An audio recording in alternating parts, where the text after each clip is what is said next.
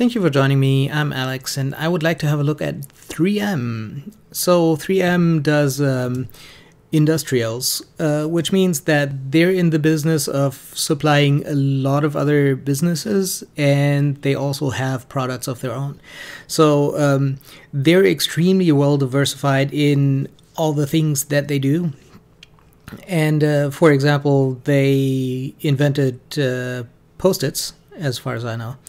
And on the other hand, they do a lot of supplying of just so much different stuff for manufacturers and processes and everything. So they're very well diversified. They're very well diversified across sectors as well as businesses.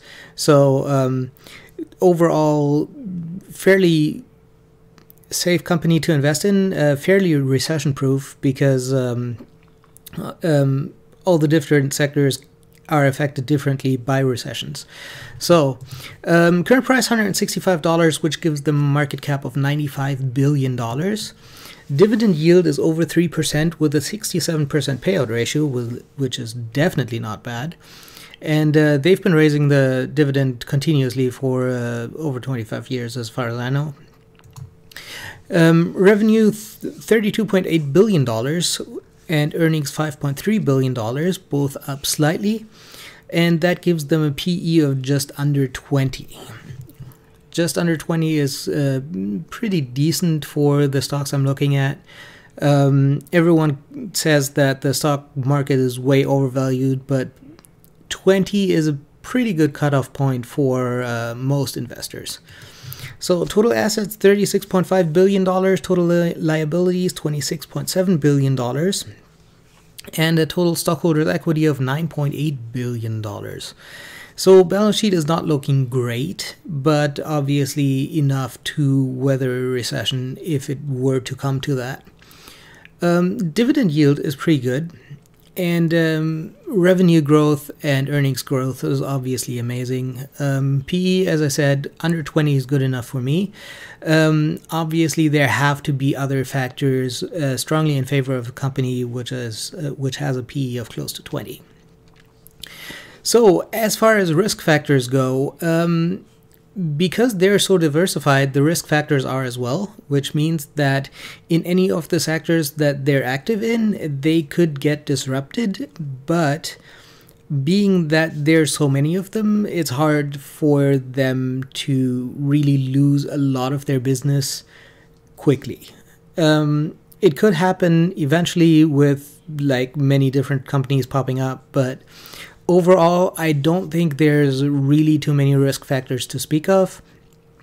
Obviously, what's looming there is always China, with cheaper manufacturing processes, fewer environmental regulations.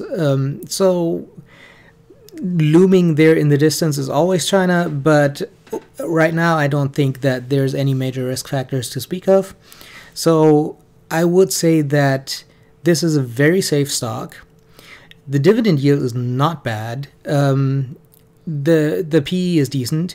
The balance sheet is decent, and everything looks to be going the right direction. So I would say that if you're a growth investor, you probably need to stay away from this stock, because I don't expect a company of this magnitude to be growing quickly anytime soon. And if you're a value investor, I think that overall, it all looks pretty good right now, and I would say that barring any major bad news in like the